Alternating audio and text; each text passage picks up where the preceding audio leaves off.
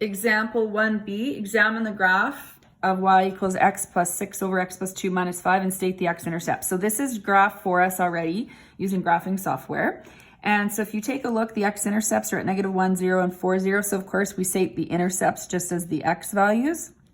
And so what is the connection to between these roots of the equation and the x-intercepts of the graph? So if you take a look, our original equation that we used, and I'm gonna have to move the camera here, we solved for was this, but instead it was set to 0.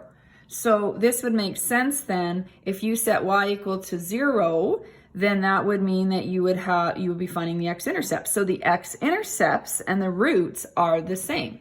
So we're gonna write that down. So the roots and x-intercepts are the same. Okay, I just want to make a note on this one. You can see that there is a vertical asymptote here. You don't necessarily need to draw it in, but it must be at x equals -2 based on the fraction. So it's worth seeing.